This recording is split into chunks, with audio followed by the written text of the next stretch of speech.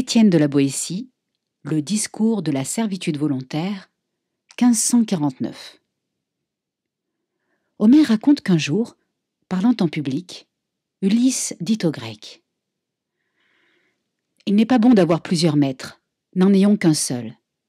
S'il eût seulement dit : il n'est pas bon d'avoir plusieurs maîtres, c'eût été si bien que rien de mieux, mais, tandis qu'avec plus de raison, il aurait dû dire que la domination de plusieurs ne pouvait être bonne, puisque la puissance d'un seul, dès qu'il prend ce titre de maître, est dure et révoltante. Il vient ajouter au contraire : n'ayons qu'un seul maître. Toutefois, il faut bien excuser Ulysse d'avoir tenu ce langage qui lui servit alors pour apaiser la révolte de l'armée, adaptant, je pense, son discours plus à la circonstance qu'à la vérité. Mais en conscience, n'est-ce pas un extrême malheur que d'être assujetti à un maître de la volonté duquel on ne peut jamais être assuré et qui a toujours le pouvoir d'être méchant quand il le voudra ? Et obéir à plusieurs maîtres, n'est-ce pas être autant de fois extrêmement malheureux ? Je n'aborderai pas ici cette question tant de fois agitée. Si la République est ou non préférable à la monarchie. Si j'avais à la débattre, avant même de rechercher quel rang la monarchie doit occuper parmi les divers modes de gouverner la chose publique, je voudrais savoir si l'on doit même lui en accorder un, attendu qu'il est bien difficile de croire qu'il y ait vraiment rien de public dans cette espèce de gouvernement où tout est à un seul.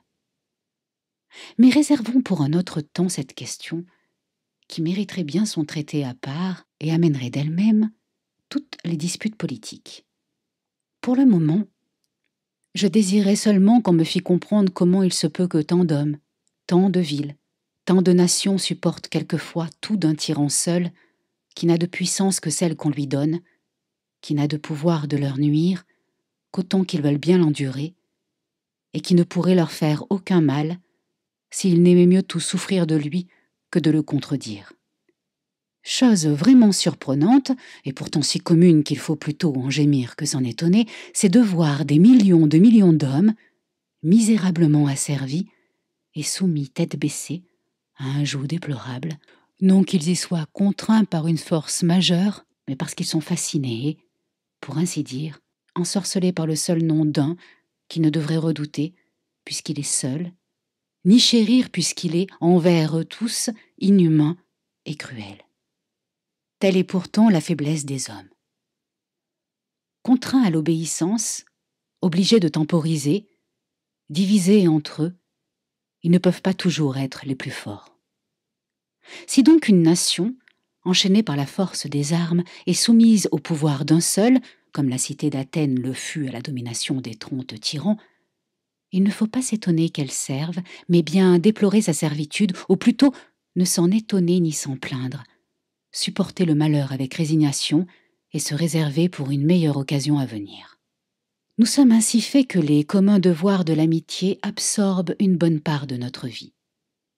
Aimer la vertu, estimer les belles actions, être reconnaissant des bienfaits reçus, et souvent même réduire notre propre bien-être pour accroître l'honneur et l'avantage de ceux que nous aimons et qui méritent d'être aimés. Tout cela est très naturel.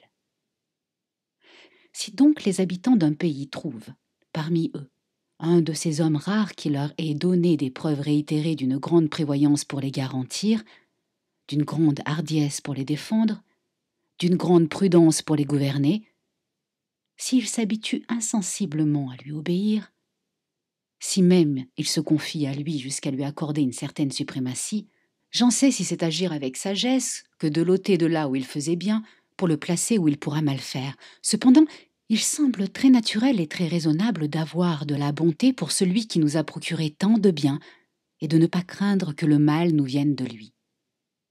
Mais ô grand Dieu, qu'est-ce donc cela ? Comment appellerons-nous ce vice, cet horrible vice ? N'est-ce pas honteux de voir un nombre infini d'hommes non seulement obéir, mais romper, non pas être gouvernés, mais tyrannisés, n'ayant ni bien, ni parents, ni enfants, ni leur vie même qui soit à eux. Souffrir les rapines, les brigandages, les cruautés, non d'une armée, non d'une horde de barbares contre lesquels chacun devrait défendre sa vie auprès de tout son sang, mais d'un seul, Non Myrmidon, souvent le plus lâche, le plus vil et le plus efféminé de la nation, qui n'a jamais flairé la poudre des batailles, mais à peine foulé le sable des tournois, qui est inhabile non seulement à commander aux hommes, mais aussi à satisfaire la moindre femmelette. Nommerons-nous cela lâcheté? Appellerons-nous vil et couard les hommes soumis à un tel joug? Si 2, si 3, si 4 cèdent à un seul, c'est étrange, mais toutefois possible, peut-être avec raison pourrait-on dire, c'est faute de cœur. Mais si 100, si 1000 se laissent opprimer par un seul, dira-t-on encore que c'est de la couardise, qu'ils n'osent se prendre à lui, ou plutôt que, par mépris et dédain, ils ne veulent lui résister? Enfin, si l'on voit non pas 100, non pas 1000, mais 100 pays, 1000 villes, 1 million d'hommes ne pas assaillir, ne pas écraser celui qui, sans ménagement aucun, les traite tous comme autant de serfs et d'esclaves. Comment qualifierons-nous cela? Est-ce lâcheté? Mais pour tous les vices, il est des bornes qu'ils ne peuvent dépasser. 2 hommes, et même 10, peuvent bien en craindre un, mais que 1000, 1 million, 1000 villes ne se défendent pas contre un seul homme. Oh! Ce n'est pas seulement couardise, elle ne va pas jusque-là. De même que la vaillance n'exige pas qu'un seul homme escalade une forteresse, attaque une armée, conquiert un royaume. Quel monstrueux vice est donc celui-là que le mot de couardise ne peut rendre, pour lequel toute expression manque, que la nature désavoue et la langue refuse de nommer? Qu'on mette de part et d'autre 50 000 hommes en armes, qu'on les range en bataille, qu'ils en viennent aux mains, les uns libres, combattant pour leur liberté, les autres pour la leur ravir. Auquel croyez-vous que restera la victoire? Lesquels iront plus courageusement au combat? De ceux dont la récompense doit être le maintien de leur liberté, ou de ceux qui n'attendent pour salaire des coups qu'ils donnent ou reçoivent que la servitude d'autrui? Les uns ont toujours devant leurs yeux le bonheur de leur vie passée et l'attente d'un pareil aise pour l'avenir. Ils pensent moins aux peines, aux souffrances momentanées de la bataille qu'aux tourments que, vaincus, ils devront endurer à jamais, eux, leurs enfants et toute leur prospérité. Les autres n'ont pour tout aiguillon qu'une petite pointe de convoitise qui s'émousse soudain contre le danger et dont l'ardeur factice s'éteint presque aussitôt dans le sang de leur première blessure. Aux batailles si renommées de Miltiade, de Léonidas, de Thémistocle, qui datent de 2000 ans et vivent encore aujourd'hui, aussi fraîches dans les livres et la mémoire des hommes que si elles venaient d'être livrées récemment en Grèce, pour le bien de la Grèce et pour l'exemple du monde entier. Qu'est-ce qui donna à un si petit nombre de Grecs, non le pouvoir, mais le courage de repousser ces flottes formidables dont la mer pouvait à peine supporter le poids, de combattre et de vaincre tant et de si nombreuses nations que tous les soldats grecs ensemble n'auraient point élevé en nombre les capitaines des armées ennemies? Mais aussi, dans ces glorieuses journées, c'était moins la bataille des Grecs contre les Perses que la victoire de la liberté sur la domination, de l'affranchissement sur l'esclavage.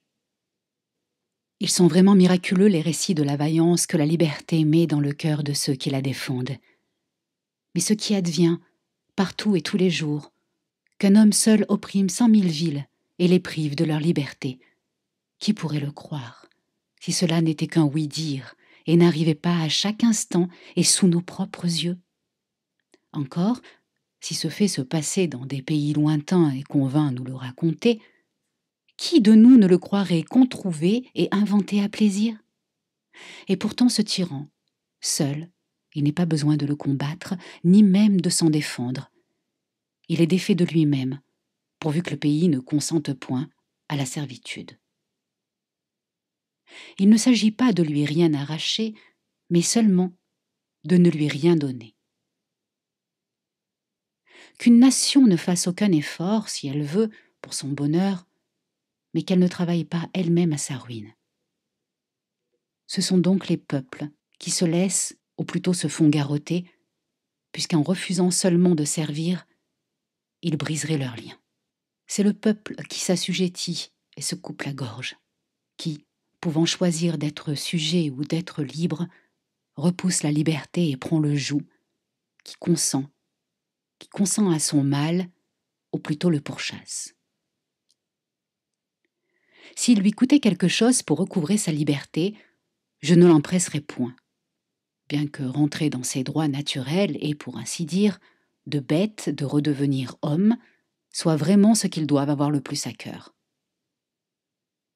Et pourtant, je n'exige pas de lui une si grande hardiesse.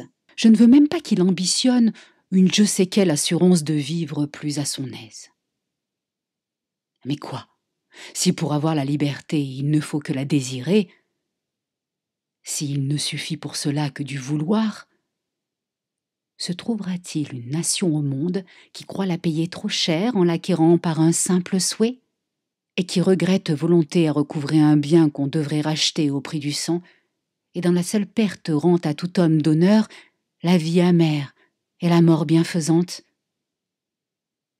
Certes, ainsi que le feu d'une étincelle devint grand et toujours se renforce, et plus il trouve de bois à brûler, plus il en dévore, mais se consume et finit par s'éteindre de lui-même quand on cesse de l'alimenter.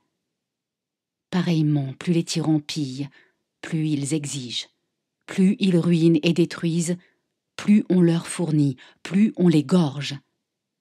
Ils se fortifient d'autant et sont toujours mieux disposés à anéantir et à détruire tout.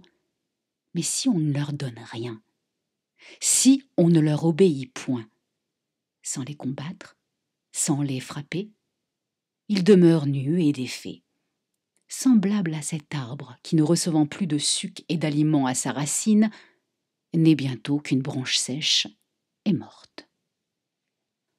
Pour acquérir le bien qu'il souhaite, l'homme entreprenant ne redoute aucun danger.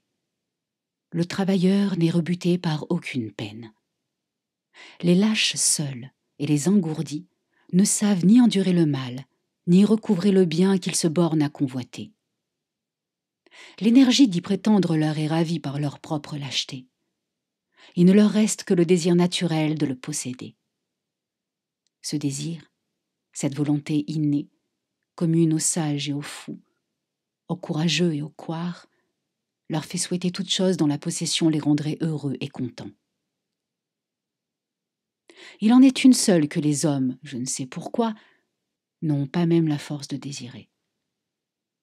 C'est la liberté, bien si grand et si doux, que dès qu'elle est perdue, tous les maux s'ensuivent et que, sans elle, tous les autres biens, corrompus par la servitude, perdent entièrement leur goût et leur saveur. La seule liberté, les hommes la dédaignent, uniquement, ce me semble, parce que s'ils la désiraient, ils l'auraient. Comme s'ils se refusaient à faire cette précieuse conquête, parce qu'elle est trop aisée. Pauvres gens et misérables, peuple insensé, nation opiniâtre en votre mal et aveugle en votre bien, vous vous laissez enlever, sous vos propres yeux, le plus beau et le plus clair de votre revenu, piller vos champs, dévaster vos maisons et les dépouiller des vieux meubles de vos ancêtres. Vous vivez de telle sorte que rien n'est plus à vous. Il semble que vous regarderiez désormais comme un grand bonheur qu'on vous laissât seulement la moitié de vos biens, de vos familles, de vos vies.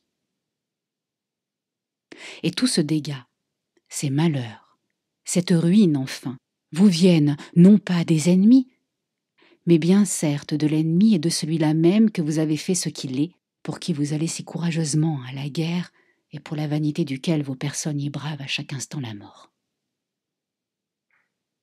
Ce maître n'a pourtant que 2 yeux, 2 mains, un corps et rien de plus que n'a le dernier des habitants du nombre infini de nos villes. Ce qu'il a de plus que vous, ce sont les moyens que vous lui fournissez pour vous détruire. D'où tire-t-il les innombrables argus qui vous épient, si ce n'est de vos rangs? Comment a-t-il tant de mains pour vous frapper, s'il ne les emprunte de vous? Les pieds dont il foule vos cités ne sont-ils pas aussi les vôtres? A-t-il pouvoir sur vous que par vous-même? Comment oserait-il vous courir sus s'il n'était d'intelligence avec vous? Quel mal pourrait-il vous faire si vous n'étiez receleur du larron qui vous pille, complice du meurtrier qui vous tue et traître de vous-même?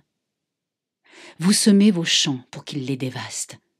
Vous meublez et remplissez vos maisons afin qu'il puisse assouvir sa luxure. Vous nourrissez vos enfants pour qu'il en fasse des soldats. Trop heureux sont-ils encore pour qu'il les mène à la boucherie, qu'il les rende ministres de ses convoitises, les exécuteurs de ses vengeances. Vous vous usez à la peine afin qu'il puisse se mignarder en ses délices et se vautrer dans ses sales plaisirs. Vous vous affaiblissez afin qu'il soit plus fort, plus dur, qu'il vous tienne la bride plus courte, et de tant d'indignité que les bêtes elles-mêmes ne sentiraient point ou n'endureraient pas, vous pourriez vous en délivrer, sans même tenter de le faire, mais seulement en essayant de le vouloir. Soyez donc résolus à ne plus servir et vous serez libres. Je ne veux pas que vous le heurtiez, ni que vous l'ébranliez, mais seulement ne le soutenez plus, et vous le verrez comme un grand colosse dont on dérobe la base, tomber de son propre poids et se briser.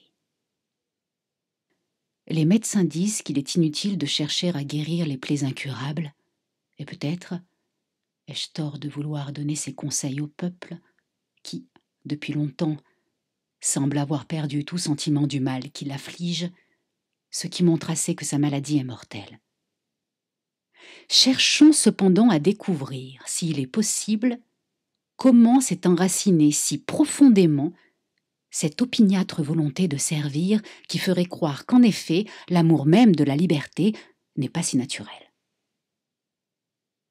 Premièrement, il est, je crois, hors de doute que si nous vivions avec les droits que nous tenons de la nature et d'après les préceptes qu'elle enseigne, nous serions naturellement soumis à nos parents, sujets de la raison, mais non esclaves de personne. Certes, chacun de nous ressent en soi, dans son propre cœur, l'impulsion toute instinctive de l'obéissance envers ses pères et mères. Quant à savoir si la raison est en nous innée ou non, question débattue à fond dans les académies et longuement agitée dans les écoles de philosophes, je ne pense pas errer en croyant qu'il est en notre âme un germe de raison qui, réchauffé par les bons conseils et les bons exemples, produit en nous la vertu. Tandis qu'au contraire, étouffé par les vices qui trop souvent surviennent, ce même germe avorte. Mais ce qu'il y a de clair et d'évident pour tous, et que personne ne saurait nier, c'est que la nature, premier agent de Dieu, bienfaitrice des hommes, nous a tous créés de même et coulés, en quelque sorte, au même moule, pour nous montrer que nous sommes tous égaux, ou plutôt tous frères. Et si dans le partage qu'elle nous a fait de ses dons, elle a prodigué quelques avantages de corps ou d'esprit aux uns plus qu'aux autres, toutefois elle n'a jamais pu vouloir nous mettre en ce monde comme en un champ clos, et n'a pas envoyé ici-bas les plus forts et les plus adroits comme des brigands armés dans une forêt pour y traquer les plus faibles. Il faut croire plutôt que faisant ainsi les parts, aux uns plus grandes, aux autres plus petites, elle a voulu faire naître en eux l'affection fraternelle et les mettre à même de les pratiquer. Les uns ayant puissance de porter des secours et les autres besoin d'en recevoir. Ainsi donc, puisque cette bonne mère nous a donné à tous toute la terre pour demeure, nous a tous logés sous le même grand toit, et nous a tous pétris de même pâte, afin que, comme en un miroir, chacun pût se reconnaître dans son voisin, si elle nous a fait à tous ce beau présent de la voix et de la parole, pour nous aborder et fraterniser ensemble, et par la communication et l'échange de nos pensées, nous ramener à la communauté d'idées et de volontés, si elle a cherché, par toutes sortes de moyens, à former et resserrer le nœud de notre alliance, les liens de notre société, si enfin elle a montré en toute chose le désir que nous fussions, non seulement unis, mais qu'ensemble nous ne fissions, pour ainsi dire, qu'un seul être. Dès lors, peut-on mettre un seul instant en doute que nous soyons tous naturellement libres, puisque nous sommes tous égaux? Et peut-il entrer dans l'esprit de personne que nous ayons mis tous en même compagnie, elle ait voulu que quelques-uns y fussent en esclavage? Mais en vérité, est-ce bien la peine de discuter pour savoir si la liberté est naturelle, puisque nul être, sans qu'il en ressente un tort grave, ne peut être retenu en servitude et que rien au monde n'est plus contraire à la nature pleine de raison que l'injustice? Que dire encore? Que la liberté est naturelle et qu'à mon avis, non seulement nous naissons avec notre liberté, mais aussi avec la volonté de la défendre.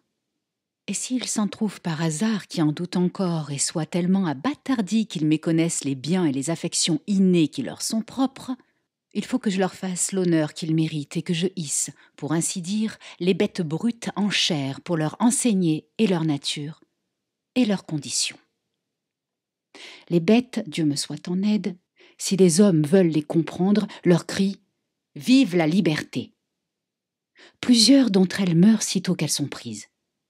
Tel que le poisson qui perd la vie dès qu'on le retire de l'eau, se laisse mourir pour ne point survivre à leur liberté naturelle. Si les animaux avaient entre eux des rangs et des préminescences, ils feraient, à mon avis, de la liberté leur noblesse. D'autres, des plus grandes jusqu'aux plus petites, lorsqu'on les prend, font une si grande résistance des ongles, des cornes, des pieds et du bec qu'elles démontrent assez, par là, quel prix elles attachent au bien qu'on leur ravit. Puis, une fois prises, elles donnent tant de signes apparents du sentiment de leur malheur qu'il est beau de les voir, dès lors, languir plutôt que vivre, ne pouvant jamais se plaire dans la servitude et gémissant continuellement de la privation de leur liberté. Que signifie, en effet, l'action de l'éléphant qui, s'étant défendu jusqu'à la dernière extrémité, n'ayant plus d'espoir, sur le point d'être pris, heurte sa mâchoire et casse ses dents contre les arbres, sinon qu'inspiré par le grand désir de rester libre, comme il l'est par nature, il conçoit l'idée de marchander avec les chasseurs, de voir si, pour le prix de ses dents, il pourra se délivrer et si son ivoire, laissé pour rançon, rachètera sa liberté. Et le cheval, dès qu'il est né, nous le dressons à l'obéissance.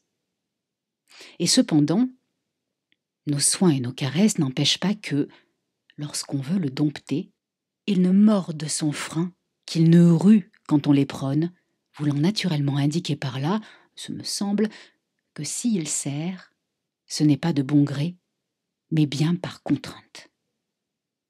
Que dirons-nous encore? Les bœufs eux-mêmes gémissent sous le joug, les oiseaux pleurent en cage, comme je l'ai dit autrefois, en rimant dans mes instants de loisir.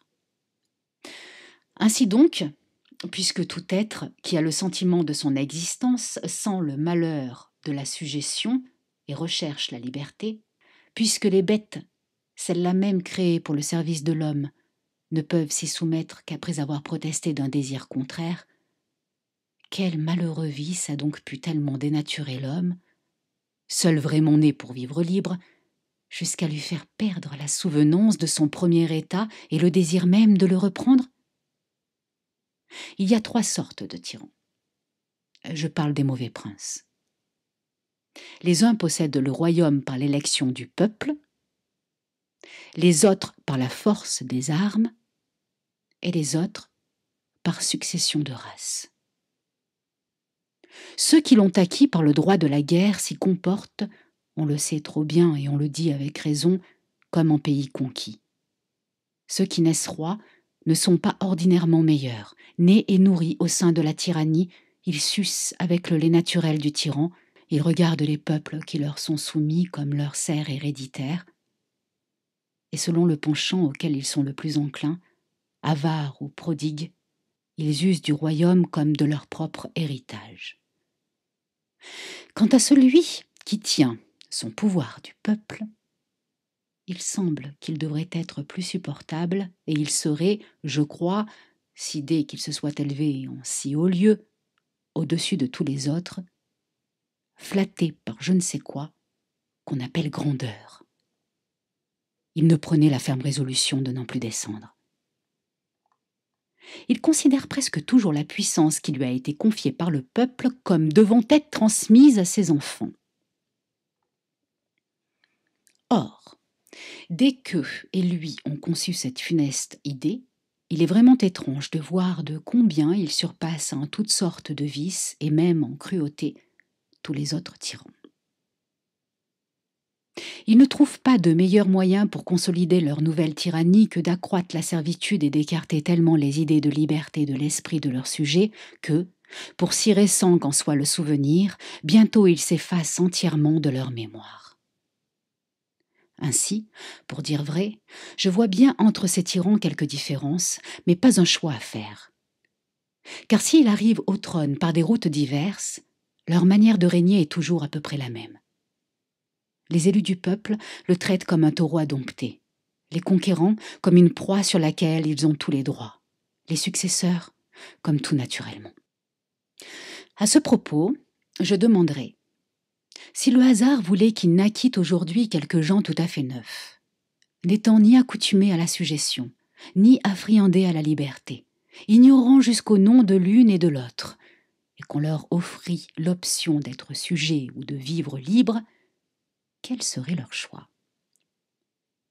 Nul doute qu'ils n'aimassent beaucoup mieux obéir à leur seule raison que de servir un homme, à moins qu'ils ne fussent comme ces Juifs d'Israël qui, sans motif ni contrainte aucune, se donnèrent un tyran et, desquels, je ne lis jamais l'histoire sans éprouver un extrême dépit qui me porterait presque à être inhumain envers eux, jusqu'à me réjouir de tous les maux qui, par la suite, leur advinrent.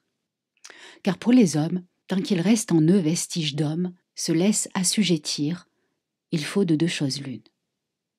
Ou qu'ils soient contraints, ou qu'ils soient abusés. Contraints soit par les armes étrangères, comme Sparte et Athènes le furent par Alexandre, soit par les factions, comme lorsque, bien avant ce temps, le gouvernement d'Athènes tomba aux mains de Pisistrate. Abusés, ils perdent aussi leur liberté, mais c'est alors moins souvent par la séduction d'autrui que par leur propre aveuglement. Ainsi, le peuple de Syracuse, jadis capitale de la Sicile, assailli de tous côtés par des ennemis, ne songeant qu'au danger du moment, et sans prévoyance de l'avenir, élut Denys Ier, et lui donna le commandement général de l'armée. Ce peuple ne s'aperçut qu'il l'avait fait aussi puissant que lorsque ce fourbe adroit, rentrant victorieux dans la ville, comme s'il eût vaincu ses concitoyens plutôt que leurs ennemis, se fit d'abord capitaine-roi et ensuite roi-tyran.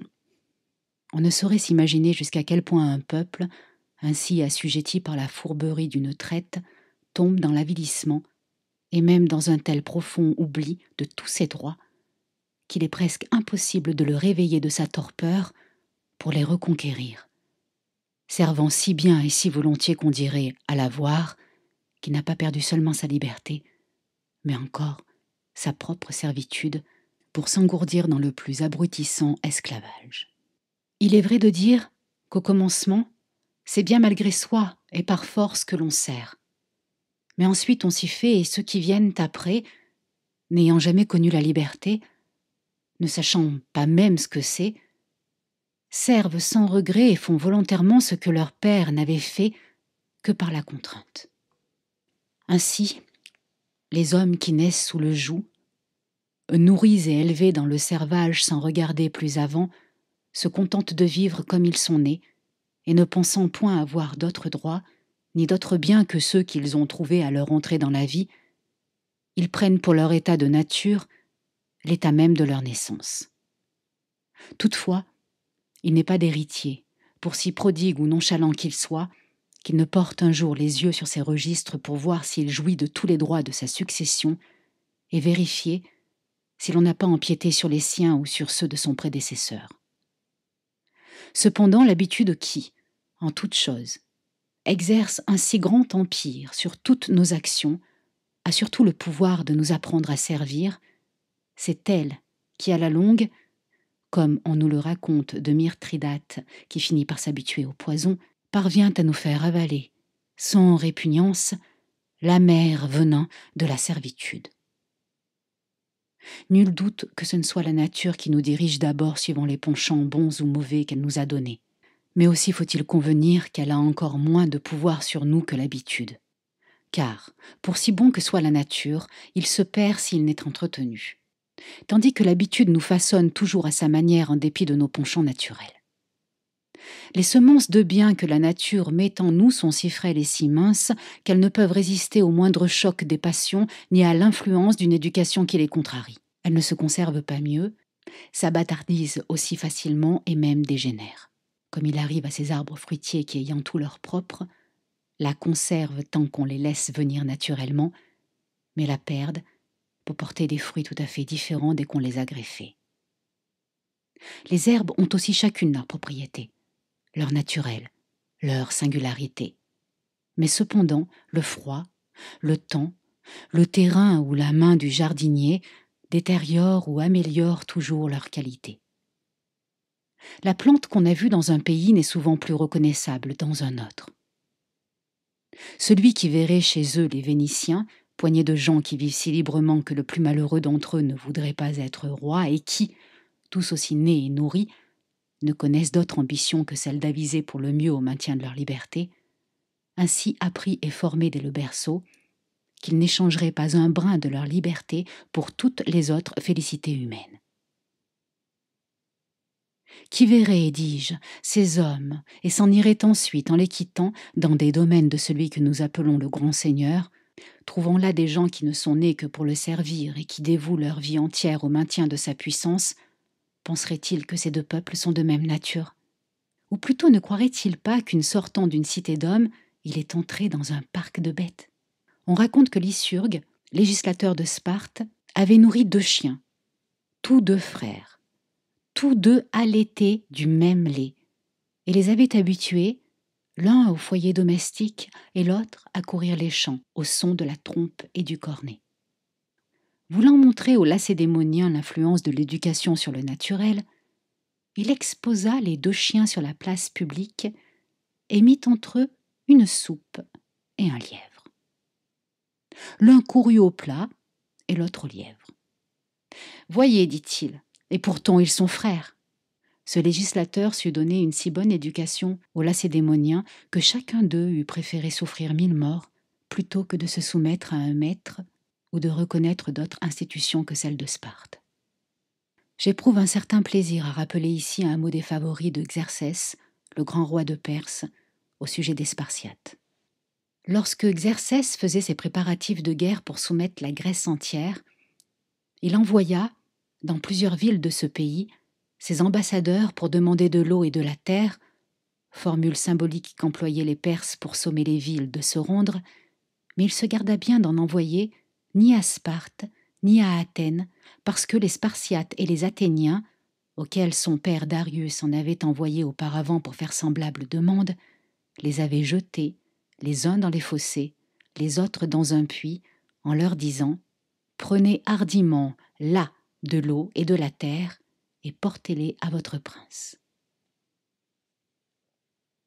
En effet, ces fiers républicains ne pouvaient souffrir que, même par la moindre parole, on attentât à leur liberté. Cependant, pour avoir agi de la sorte, les Spartiates reconnurent qu'ils avaient offensé leur dieu et surtout Talthybi, dieu des héros. Ils résolurent donc, pour les apaiser, d'envoyer à Xerxès 2 de leurs concitoyens pour que, disposant d'eux à son gré, il pût se venger sur leur personne du meurtre des ambassadeurs de son père. 2 Spartiates, l'un nommé Spersiès et l'autre Bulis, s'offrirent pour victimes volontaires. Ils partirent. Arrivés au palais d'un Perse, nommé Hydarne, celui-ci les accueillit fort honorablement et après divers autres discours leur demanda pourquoi ils rejetaient si fièrement l'amitié du roi. Voyez par mon exemple leur ajouta-t-il, comment le roi sait récompenser ceux qui méritent de l'être, croyez que si vous étiez à son service et qu'il vous eût connu, vous seriez tous deux gouverneurs de quelque ville grecque. En ceci, Hydarnès, tu ne pourrais nous donner un bon conseil, répondirent les Lacédémoniens. Car si tu as goûté le bonheur que tu nous promets, tu ignores entièrement celui dont nous jouissons. Tu as éprouvé la faveur d'un roi, mais tu ne sais pas combien est douce la liberté. Tu ne connais rien de la félicité qu'elle procure.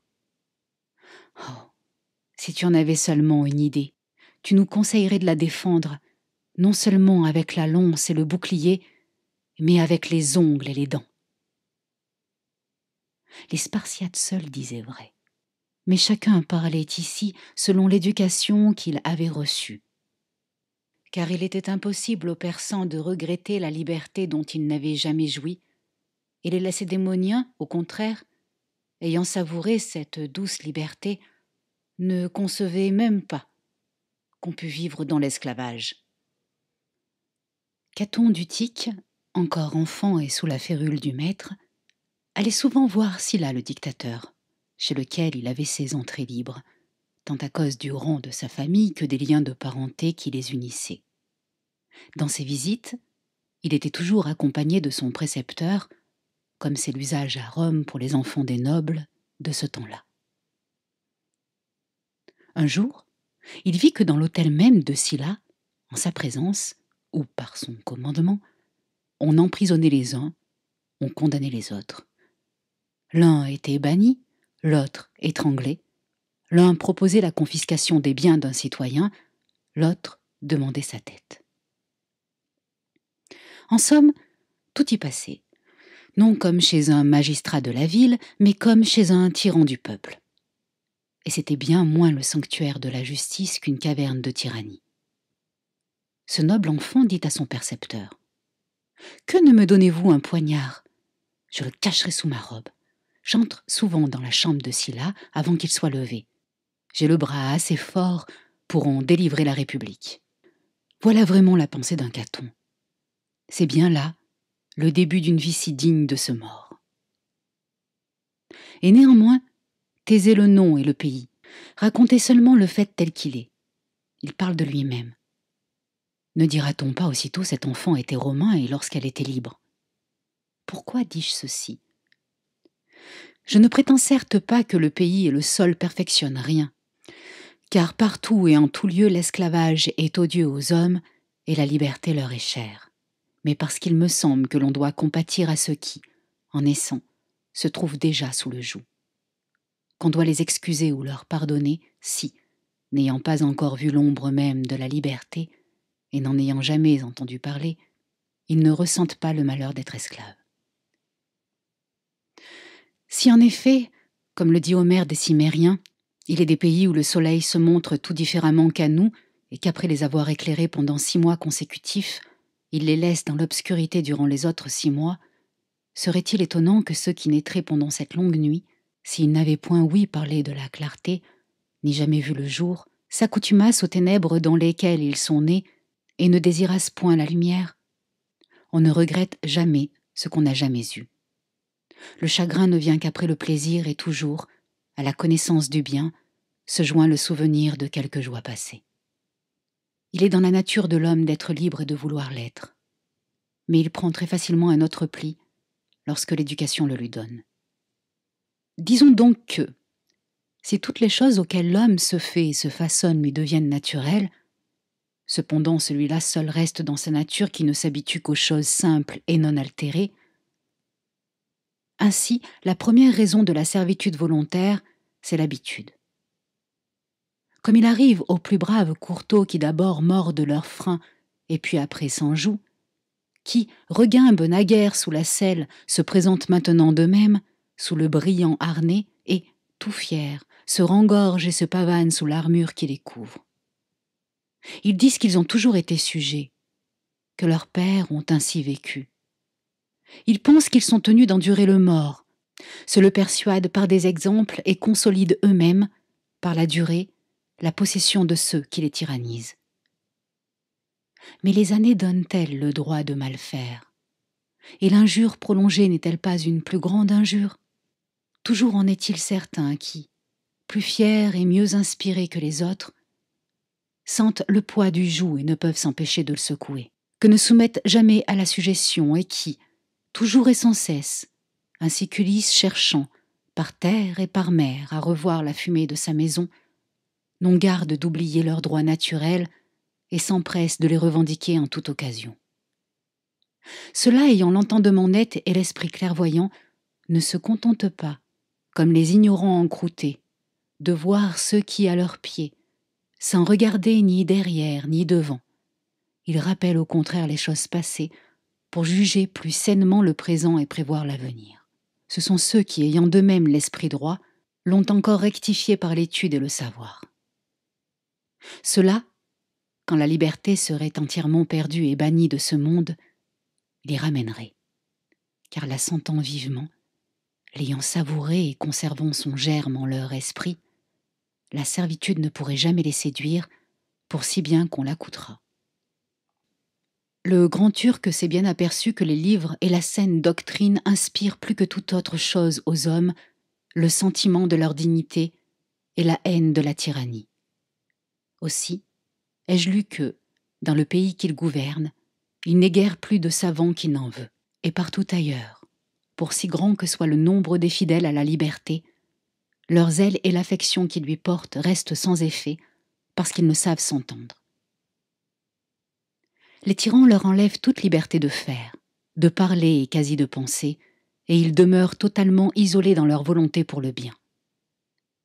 C'est donc avec raison que Momus trouvait à redire à l'homme forgé par Vulcain de ce qu'il n'avait pas une petite fenêtre au cœur par où l'on pût voir ses plus secrètes pensées. On a rapporté que, lors de leur entreprise pour la délivrance de Rome, ou plutôt du monde entier, Brutus et Cassius ne voulurent point que Cicéron, ce grand et beau diseur, si jamais il en fut, y participa, jugeant son cœur trop faible pour un si haut fait. Il croyait bien à son bon vouloir, mais non à son courage. Et toutefois, qui voudra se rappeler les temps passés et compulser les anciennes annales, se convaincra que presque tous ceux qui, voyant leur pays malmené et en mauvaise main, formèrent le dessein de le délivrer, en vinrent facilement à bout, et que, pour son propre compte, la liberté vient toujours à leur aide. Ainsi, Harmodius et Dion, qui conçurent un si vertueux projet, l'exécutèrent heureusement. Pour tel exploit, presque toujours le ferme vouloir garantit le succès. Cassius et Marcus Brutus réussirent en frappant César pour délivrer leur pays de la servitude. Ce fut lorsqu'ils tentèrent d'y ramener la liberté qu'ils périrent. Il est vrai, mais glorieusement, car qui oserait trouver rien de blâmable, ni en leur vie, ni en leur mort? Celle-ci fut au contraire un grand malheur, et causa l'entière ruine de la République, qui, ce me semble, fut enterrée avec eux. Les autres tentatives essayées depuis contre les empereurs romains ne furent que des conjurations de quelques ambitieux dont les réussites et la mauvaise fin ne sont pas à regretter, étant évident qu'ils désiraient non renverser le trône, mais avilir seulement la couronne, ne visant qu'à chasser le tyran et à retenir la tyrannie. Quant à cela, je serais bien fâché qu'ils eussent réussi, et je suis content qu'ils aient montré par leur exemple qu'il ne faut pas abuser du saint nom de la liberté pour accomplir un mauvais dessein. Mais revenons à mon sujet que j'avais quasi perdu de vue. La première raison pour laquelle les hommes servent volontairement, c'est qu'ils naissent serfs et qu'ils sont élevés dans la servitude. De celle-là découle naturellement cette autre, que, sous les tyrans, les hommes deviennent nécessairement lâches et efféminés, ainsi que l'a fort judicieusement, à mon avis, fait remarquer le grand Hupcrate, le père de la médecine, dans l'un de ses livres intitulés « Des maladies ». Ce digne homme avait certes le cœur bon et le montra bien lorsque le roi de Perse voulut l'attirer près de lui à force d'offres et de grands présents, car il lui répondit franchement qu'il se ferait un cas de conscience de s'occuper à guérir les barbares qui voulaient détruire les Grecs et de faire rien qui pût être utile à celui qui écrivit à ce sujet, se trouve parmi les autres œuvres et témoignera toujours de son bon cœur et de son beau caractère. Il est donc certain qu'avec la liberté, on perd aussitôt la vaillance. Les esclaves n'ont ni ardeur, ni constance dans le combat. Ils n'y vont que comme contraints, pour ainsi dire engourdis, et s'acquittant avec peine d'un devoir. Ils ne sentent pas brûler dans leur cour le feu sacré de la liberté qui fait affronter tous les périls et désirer une belle et glorieuse mort qui nous honore à jamais auprès de nos semblables. Parmi les hommes libres, au contraire, c'est à l'envie, à qui mieux, tous pour chacun et chacun pour tous. Ils savent qu'ils recueilleront une égale part au malheur de la défaite ou au bonheur de la victoire. Mais les esclaves, entièrement dépourvus de courage et de vivacité, ont le cœur bas et mou et sont incapables de toute grande action.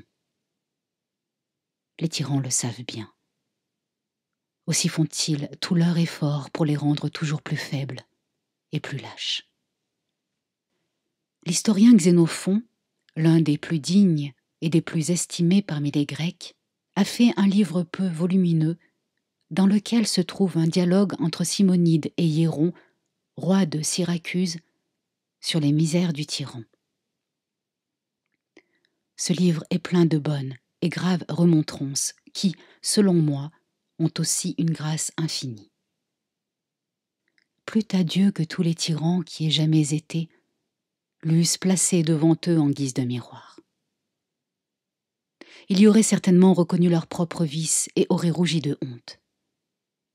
Ce traité parle de la peine qu'éprouvent les tyrans qui, nuisant à tous, sont obligés de craindre tout le monde.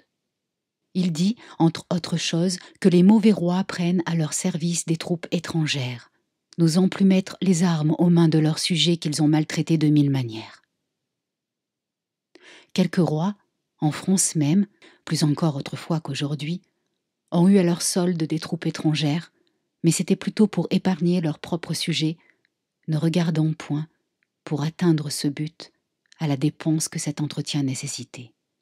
Aussi, était-ce l'opinion de Scipion, du grand Africain, je pense, qui aimait mieux, disait-il, avoir sauvé la vie à un citoyen que d'avoir défait 100 ennemis. Mais ce qu'il y a de bien positif, c'est que le tyran ne croit jamais sa puissance assurée s'il n'est parvenu à ce point de n'avoir pour sujet que des hommes sans valeur aucune. On pourrait lui dire à juste titre ce que, d'après Terence, Trason disait au maître des éléphants. Vous vous croyez brave parce que vous avez dompté des bêtes. Mais cette ruse des tyrans d'abêtir leurs sujets n'a jamais été plus évidente que dans la conduite de Cyrus envers les Lydiens, après qu'il se fut emparé de Sardes, capitale de Lydie, et qu'il eut pris et emmené captif Crésus, ce tant riche roi qui s'était rendu et remis à sa discrétion. On lui apporta la nouvelle que les habitants de Sardes s'étaient révoltés. Il les eut bientôt réduits à l'obéissance. Mais en voulant pas saccager une aussi belle ville, ni être toujours obligé d'y tenir une armée pour la maîtriser, il s'avisa d'un expédient extraordinaire pour s'en assurer la possession. Il établit des maisons de débauche et de prostitution, des tavernes et des jeux publics et rendit une ordonnance qui engageait les citoyens à se livrer à tous ces vices. Il se trouva si bien de cette espèce de garnison que, par la suite, il ne fut plus dans le cas de tirer l'épée contre les Lydiens. Ces misérables gens s'amusèrent à inventer toutes sortes de jeux, si bien que de leur nom même les Latins formèrent le mot par lequel ils désignaient ce que nous appelons passe-temps, qu'ils nommaient eux lundi, par corruption de Lydie. Tous les tyrans n'ont pas déclaré aussi expressément qu'ils voulussent efféminer leur sujet. Mais de fait, ce que celui-là ordonna si formellement, la plupart d'entre eux l'ont fait occultement. À vrai dire, c'est assez le penchant naturel de la portion ignorante du peuple qui, d'ordinaire, est plus nombreuse dans les villes. Elle est soupçonneuse envers celui qui l'aime et se dévoue pour elle, tandis qu'elle est confiante envers celui qui la trompe et la trahit. Ne croyez pas qu'il y ait nul oiseau qui se prenne mieux à la piper, ni aucun poisson qui, pour la friandise, morde plus tôt et s'accroche plus vite à l'hameçon que tous ces peuples qui se laissent promptement allécher et conduire à la servitude pour la moindre douceur qu'on leur débite ou qu'on leur fasse goûter. C'est vraiment chose merveilleuse qu'ils se laissent aller si promptement pour peu qu'on les chatouille. Les théâtres, les jeux, les farces, les spectacles, les gladiateurs, les bêtes curieuses, les médailles, les tableaux et autres drogues de cette espèce étaient pour les peuples anciens les appâts de la servitude, la compensation de leur liberté ravie, les instruments de la tyrannie. Ce système, cette pratique, ces allèchements étaient les moyens qu'employaient les anciens tyrans pour endormir leurs sujets dans la servitude. Ainsi, les peuples abrutis, trouvant beaux tous ces passe-temps, amusés d'un vain plaisir qui les éblouissait, s'habituaient à servir aussi niaisement, mais plus mal encore que les petits enfants n'apprennent à lire avec des images enluminées. Les tyrans romains renchérirent encore sur ces moyens, en festoyant souvent les hommes d'écuries, en gorgeant ces gens abrutis et les flattant par où ils étaient plus faciles à prendre le plaisir de la bouche. Aussi, le plus instruit d'entre eux n'eût pas quitté son écuelle de soupe pour recouvrer la liberté de la République de Platon.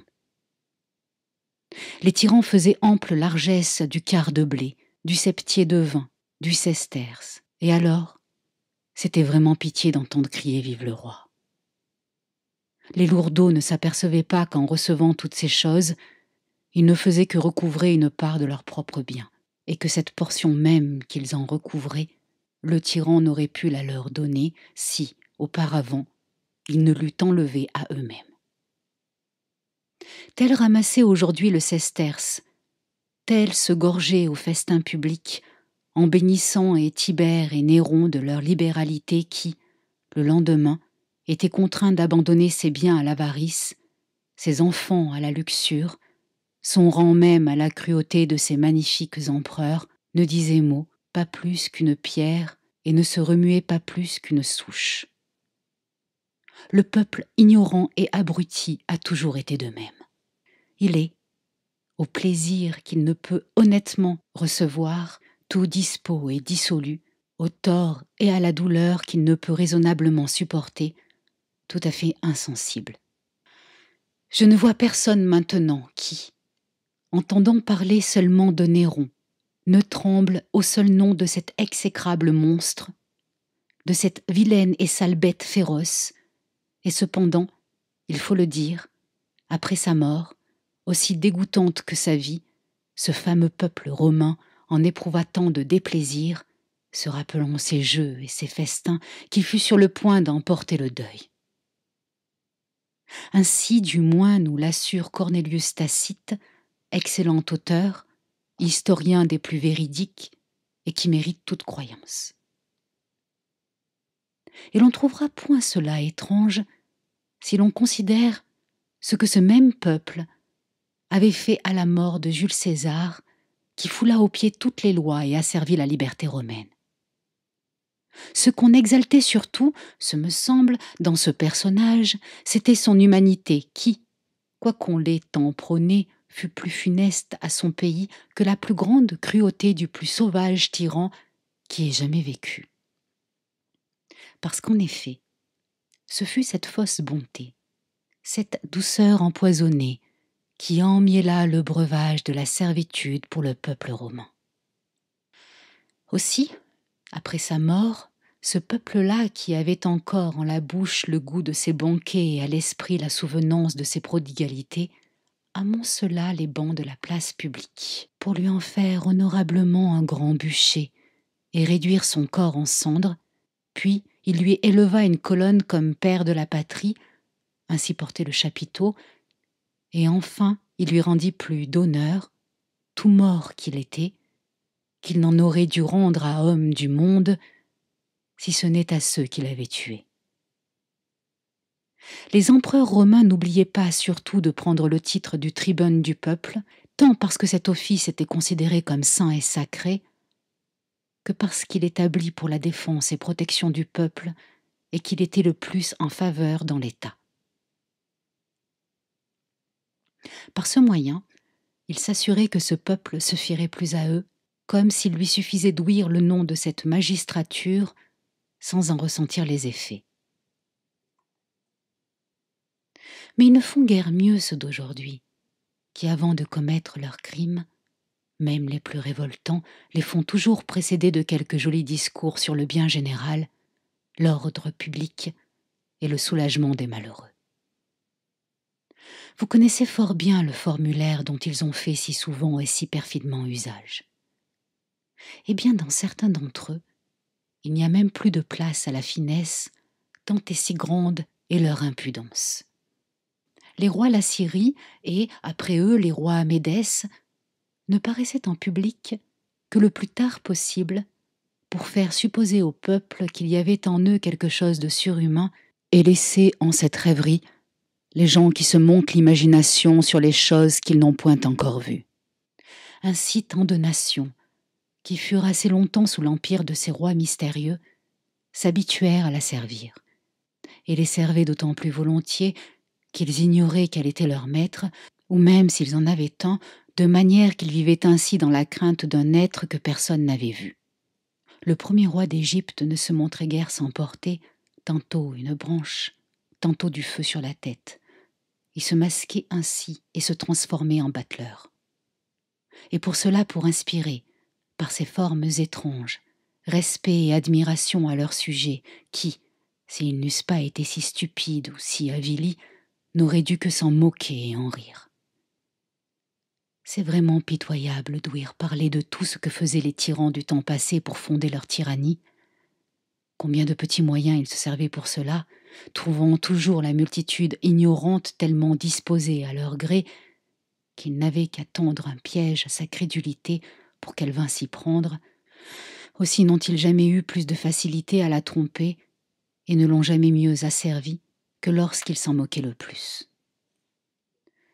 Que dirais-je d'une autre sornette que les peuples anciens prirent pour une vérité avérée? Ils crurent fermement que l'orteil de Pyrrhus, roi d'Épire, faisait des miracles et guérissait des maladies de la rate. Ils enjolivèrent encore mieux ce conte, en ajoutant que lorsqu'on eut brûlé le cadavre de ce roi, cet orteil se trouva dans les cendres, intact et non atteint par le feu. Le peuple a toujours ainsi sottement fabriqué lui-même des contes mensongers pour y ajouter ensuite une foi incroyable. Bon nombre d'auteurs les ont décrits et répétés, mais de telle façon qu'il est aisé de voir qu'ils les ont ramassés dans les rues et carrefours.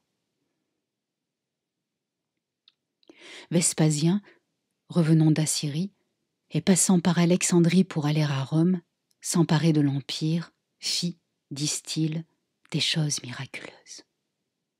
Il redressait les boiteux, rendait clairvoyants les aveugles, et mille autres choses qui ne pouvaient être crues, à mon avis, que par des imbéciles plus aveugles que ceux qu'on prétendait guérir. Les tyrans eux-mêmes trouvaient fort extraordinaire que les hommes souffrissent, qu'un autre les maltraitât. Ils se couvraient volontiers du manteau de la religion et s'affublaient quelquefois des attributs de la divinité pour donner plus d'autorité à leurs mauvaises actions. Entre autres, Salmonée qui, pour s'être ainsi moqué du peuple auquel il voulut faire accroire qu'il était Jupiter, se trouve maintenant au fin fond de l'enfer, où, selon la Sibylle de Virgile qu'il y a vue, il expie son audace sacrilège. Là des fils d'Alouse gisent les corps énormes, ceux qui, fondant les airs de leur tête difforme, osèrent attenter aux demeures des dieux, et du trône éternel chasser le roi des cieux. Là, j'ai vu de ces dieux le rival sacrilège pour arracher au peuple un criminel encens de 4 fiers coursiers aux pieds retentissants, attelant un vain char dans les lides tremblantes, une torche à la main y semer l'épouvante. Insensé qui, du ciel prétendu souverain, par le bruit de son char et de son pont d'airain, du tonnerre imitait le bruit inimitable, mais Jupiter lança la foudre véritable et renversa, couvert d'un tourbillon de feu, le char et les coursiers et la foudre et le dieu. Son triomphe fut court, sa peine est éternelle. Traduction de l'Énéide par Delille, Livre 6. Si celui qui n'est qu'un sot orgueilleux se trouve là-bas si bien traité, je pense que ces misérables qui ont abusé de la religion pour faire le mal y seront à plus juste titre punis selon leurs œuvres.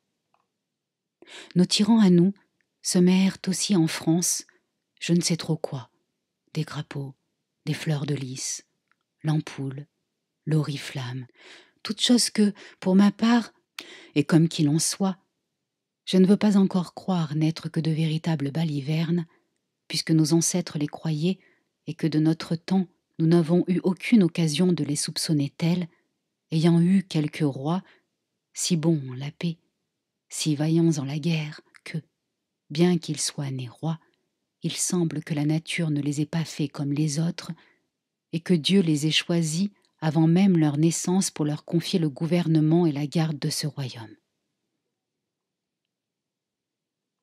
Encore, quand ces exceptions ne seraient pas, je ne voudrais pas entrer en discussion pour débattre la vérité de nos histoires, ni les éplucher trop librement pour ne point ravir ce beau thème, où pourront si bien s'escrimer ceux de nos auteurs qui s'occupent de notre poésie française, non seulement améliorée, mais, pour ainsi dire, refaite à neuf par nos poètes, Ronsard, Baïf et Dubélé, qui en cela font tellement progresser notre langue que bientôt, j'ose espérer, nous n'aurons rien à envier aux Grecs et aux Latins, sinon le droit d'aînesse.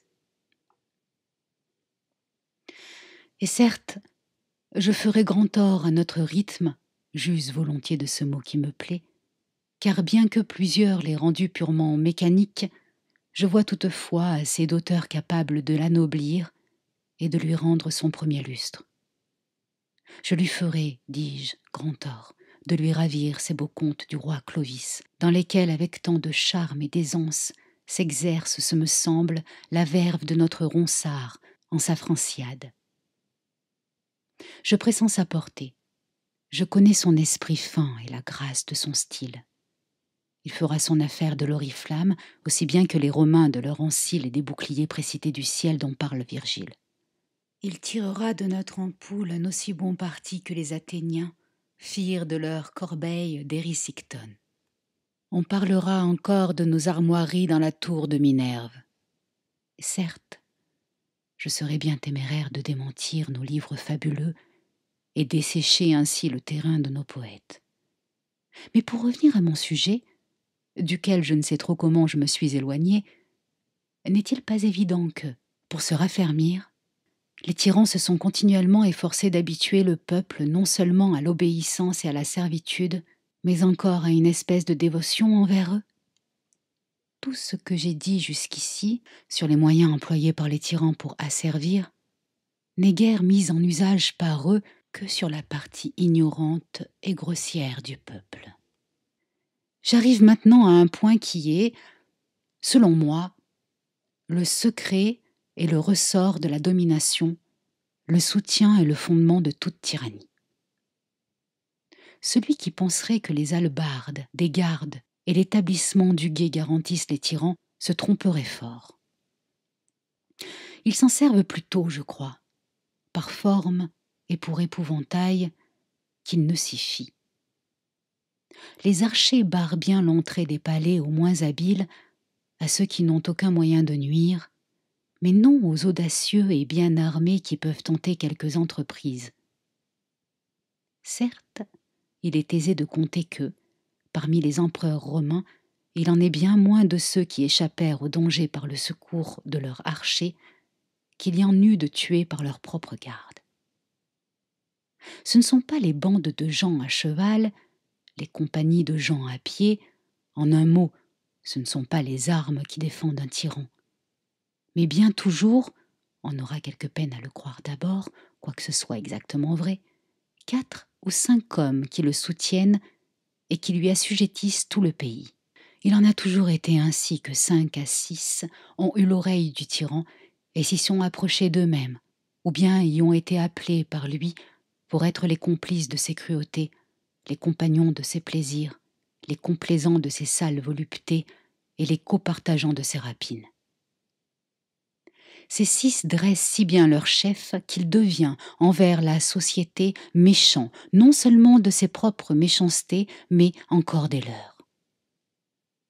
Ces 6 en tiennent sous leur dépendance 6 000 qu'ils élèvent en dignité, auxquels ils font donner ou le gouvernement des provinces ou les maniements des deniers publics, afin qu'ils favorisent leur avarice ou leur cruauté, qu'ils les entretiennent ou les exécutent à point nommé et fassent d'ailleurs tant de mal qu'ils ne puissent se maintenir que par leur propre tutelle, ni d'exempter des lois et de leurs peines que par leur protection.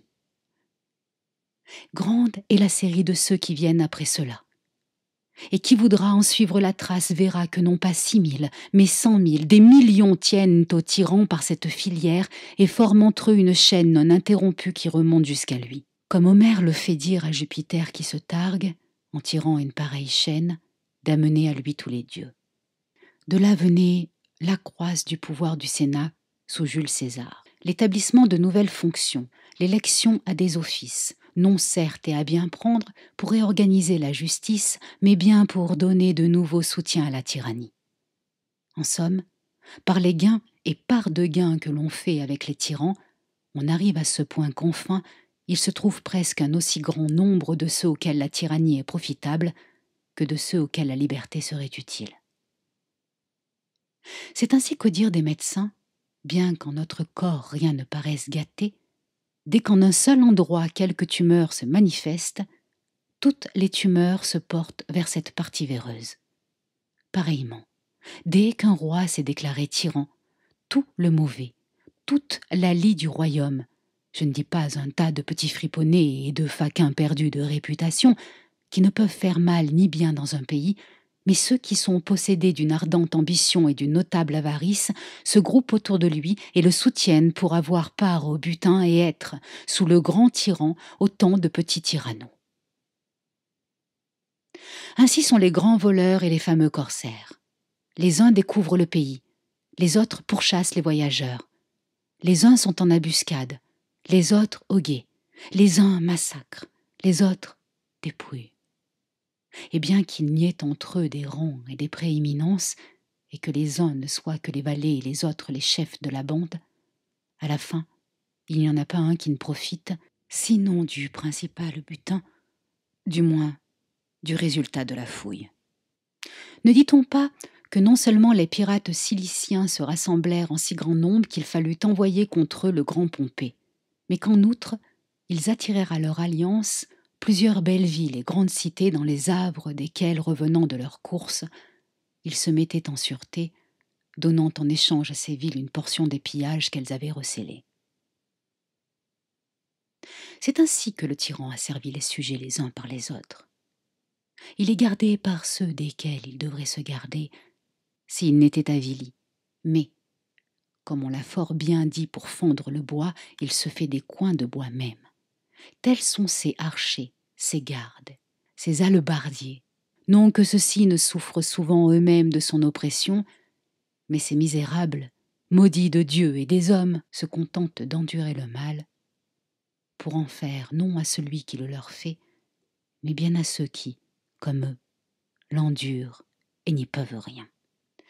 Et toutefois, quand je pense à ces gens-là, qui flattent bassement le tyran pour exploiter en même temps et sa tyrannie et la servitude du peuple, je suis presque aussi surpris de leur stupidité que de leur méchanceté.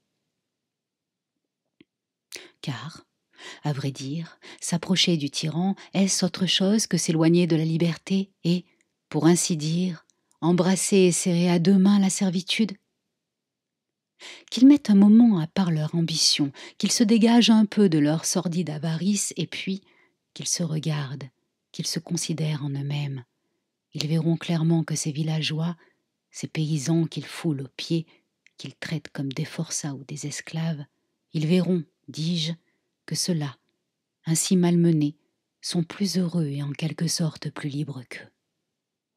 Le laboureur et l'artisan, pourtant asservis qu'ils soient, en sont quittes en obéissant. Mais le tyran voit ceux qui l'entourent, coquinant et mendiant sa faveur. Il ne faut pas seulement qu'il fasse ce qu'il ordonne, mais aussi qu'il pense ce qu'il veut, et souvent même, pour le satisfaire, qu'il prévienne aussi ses propres désirs.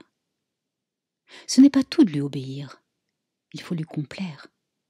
Il faut qu'il se rompe, se tourmente, se tue à traiter ses affaires, et puisqu'il ne se plaise que de son plaisir, qu'il sacrifie leur goût au sien, force leur tempérament et le dépouillement de leur naturel. Il faut qu'il soit continuellement attentif à ses paroles, à sa voix, à ses regards, à ses moindres gestes, que leurs yeux, leurs pieds, leurs mains soient continuellement occupés à suivre ou imiter tous ses mouvements, épier et deviner ses volontés, et découvrir ses plus secrètes pensées. Est-ce là vivre heureusement? Est-ce même vivre? Est-il rien au monde de plus insupportable que cet état? Je ne dis pas pour tout homme bien né, mais encore pour celui qui n'a que le gros bon sens, ou même figure d'homme. Quelle condition est plus misérable que celle de vivre ainsi, n'ayant rien à soi, et tenant d'un autre son aise, sa liberté, son corps et sa vie. Mais ils veulent servir pour amasser des biens, comme s'ils pouvaient rien gagner qui fût à eux, puisqu'ils ne peuvent pas dire qu'ils sont à eux-mêmes. Et, comme si quelqu'un pouvait avoir quelque chose à soi sous un tyran, ils veulent pouvoir se dire possesseurs de biens, et ils oublient que ce sont eux qui lui donnent la force de ravir tout à tous, et de ne laisser rien qu'on puisse dire être à personne. Ils savent pourtant que ce sont les biens qui rendent les hommes plus dépendants de sa cruauté, qu'il n'y a aucun crime envers lui et selon lui plus digne de mort que l'indépendance ou l'avoir de quoi, qu'il n'aime que les richesses et s'attaque de préférence aux riches, qui viennent cependant se présenter à lui, comme les moutons devant un boucher, pleins et bien repus, comme pour exciter sa voracité. Ses favoris ne devraient pas tant se souvenir de ceux qui ont gagné beaucoup de biens autour des tyrans que de ceux qui, s'y étant gorgés d'or pendant quelque temps, y ont perdu peu après et les biens et la vie. Il ne leur devrait pas venir tant à l'esprit combien d'autres y ont acquis des richesses, mais plutôt combien peu de ceux-là les ont gardées. Qu'on parcourt toutes les anciennes histoires, que l'on considère, et l'on verra parfaitement combien est grand le nombre de ceux qui, étant arrivés par d'indignes moyens jusqu'à l'oreille des princes, soit en flattant leurs mauvais penchants, soit en abusant de leur simplicité, ont fini par être écrasés par ces mêmes princes qui avaient mis autant de facilité à les élever qu'ils ont eu d'inconstance à les conserver.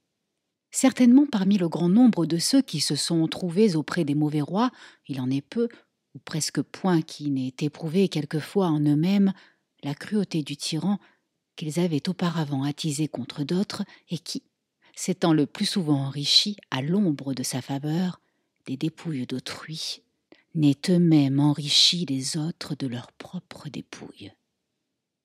Les gens de bien même, si parfois il s'en trouve un seul aimé du tyran, pour si avant qu'il soit dans sa bonne grâce, pour si brillante que soit en eux la vertu et l'intégrité qui, toujours vus de près, inspirent, même aux méchants, quelque respect, ces gens de bien, dis-je, ne sauraient se soutenir auprès du tyran.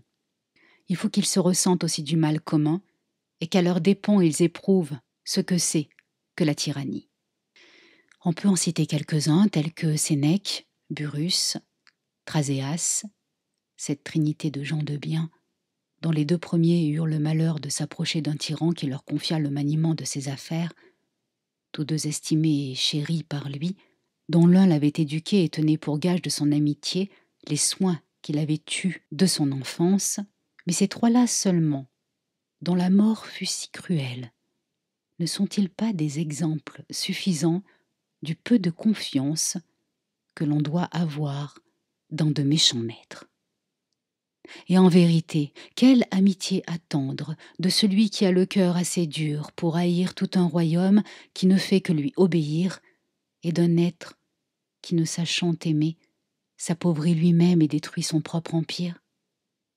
Or, si on veut dire que Sénèque, Burrus et Thraséas n'ont éprouvé ce malheur que pour avoir été trop gens de bien, qu'on cherche hardiment autour de Néron lui-même et on verra que tous ceux qui furent en grâce auprès de lui et qui s'y maintinrent par leur méchanceté ne firent pas meilleure fin.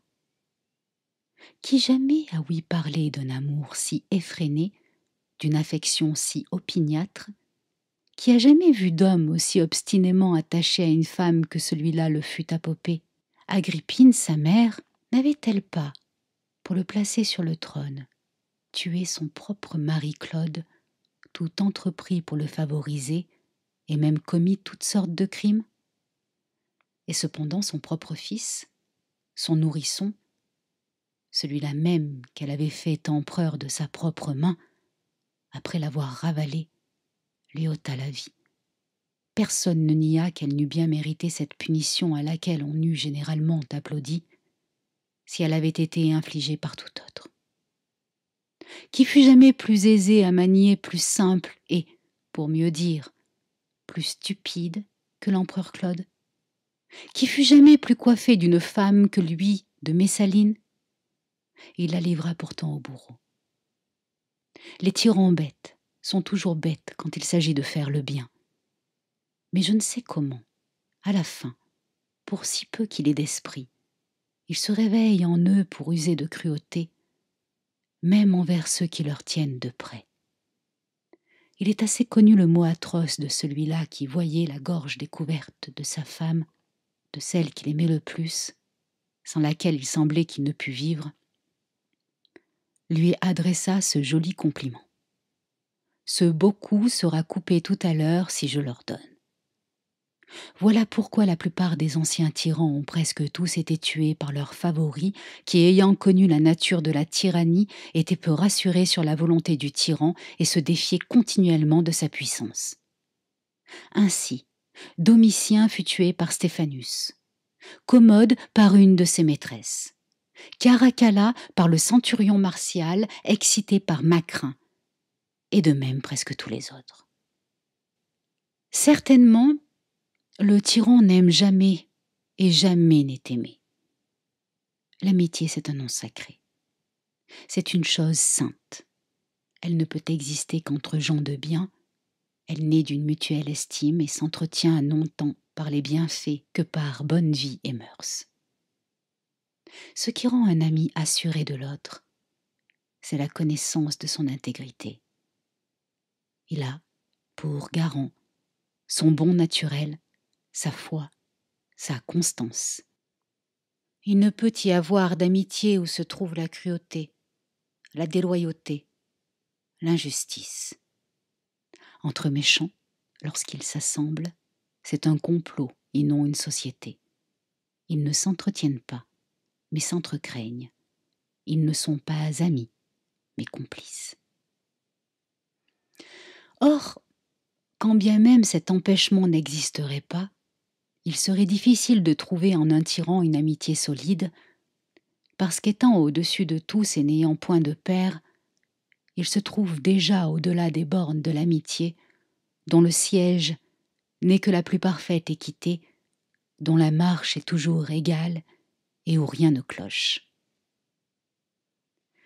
Voilà pourquoi il y a bien, dit-on, une espèce de bonne foi parmi les voleurs lors du partage du butin, parce qu'ils sont tous pères et compagnons, et s'ils ne s'aiment, du moins ils se craignent entre eux et ne veulent pas, en se désunissant, amoindrir leur force. Mais les favoris d'un tyran ne peuvent jamais se garantir de son oppression, parce qu'ils lui ont eux-mêmes appris qu'il peut tout, qu'il n'y a ni droit, ni devoir qui l'oblige, qu'il est habitué de n'avoir pour raison que sa volonté, qu'il n'a point d'égal et qu'il est maître de tous. N'est-il pas extrêmement déplorable que malgré tant d'exemples éclatants et un danger si réel, personne ne veuille profiter de ces tristes expériences et que tant de gens s'approchent encore si volontiers des tyrans et qu'il ne s'en trouve pas un qui ait le courage et la hardiesse de lui dire ce que dit, dans la fable, le renard au lion qui contrefaisait le malade. J'irai bien te voir de bon cœur dans ta tanière, mais je vois assez de traces de bêtes qui vont en avant vers toi, mais de celles qui reviennent en arrière, je n'en vois pas une. Ces misérables voient reluire les trésors du tyran. Ils admirent tout étonnés l'éclat de sa magnificence, et, alléchés par cette splendeur, ils s'approchent sans s'apercevoir qu'ils se jettent dans la flamme qui ne peut manquer de les dévorer.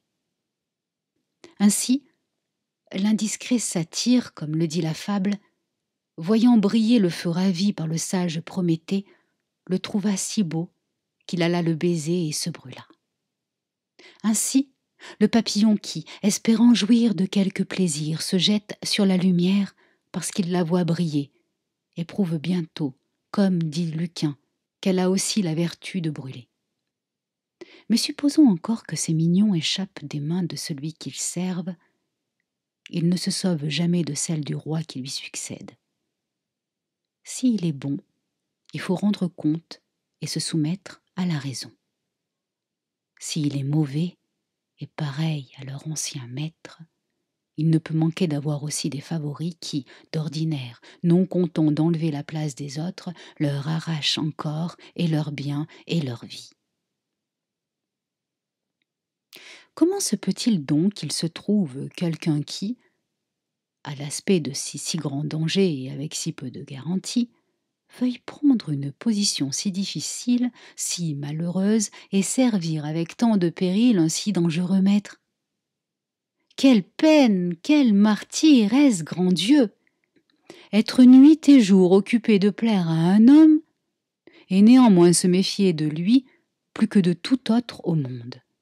Avoir toujours l'œil au guet, l'oreille aux écoutes, pour épier d'où viendra le coup, pour découvrir les embûches, pour éventer la mine de ses concurrents, pour dénoncer qui trahit le maître. Rire à chacun, d'entrecraindre toujours, n'avoir ni ennemi reconnu, ni ami assuré, montrer toujours un visage riant et avoir le cœur transi, ne pouvoir être joyeux et ne pas oser être triste. Mais il est vraiment curieux de considérer ce qui lui revint de tout ce grand tourment et le bien qu'ils peuvent attendre de leur peine et de cette misérable vie. D'ordinaire, ce n'est pas le tyran que le peuple accuse du mal qu'il souffre, mais bien ceux qui gouvernent ce tyran. Cela, le peuple, les nations, tout le monde à l'envi, jusqu'aux paysans, aux laboureurs, savent leur nom, découvrent leurs vices, amassent sur eux 1000 outrages, 1000 injures, 1000 malédictions. Toutes les imprécations, tous les vœux sont tournés contre eux. Tous les malheurs, toutes les pestes, toutes les famines, ceux qu'ils appellent sujets les leur imputent. Et si, quelquefois, ils leur rendent en apparence quelques hommages, alors même ils les maudissent au fond de l'âme et les ont en plus grande horreur que les bêtes féroces. Voilà la gloire, voilà l'honneur qu'ils recueillent de leur service, aux yeux de ces gens qui, s'ils pouvaient avoir chacun un morceau de leur corps, ne seraient pas encore, ce me semble, satisfaits ni même à demi consolés de leur souffrance. Et, lors même que ces tyrans ne sont plus, les écrivains qui viennent après eux ne manquent pas de noircir de 1000 manières la mémoire de ces manches peuples. Leur réputation est déchirée dans 1000 livres. Leurs os mêmes sont, pour ainsi dire, traînés dans la boue par la postérité, et tout cela comme pour les punir encore après leur mort de leur méchante vie. Apprenons donc enfin, apprenons à bien faire. Levons les yeux vers le ciel, et pour notre honneur, pour l'amour même de la vertu, adressons-nous à Dieu Tout-Puissant, témoin de tous nos actes et juge de nos fautes. Pour moi, je pense bien, et ne crois point me tromper, que puisque rien n'est plus contraire à Dieu, souverainement juste et bon que la tyrannie, il réserve sans doute au fond de l'enfer, pour les tyrans et leurs complices, un terrible châtiment. C'était le discours de la servitude volontaire, Étienne de la Boétie, 1549.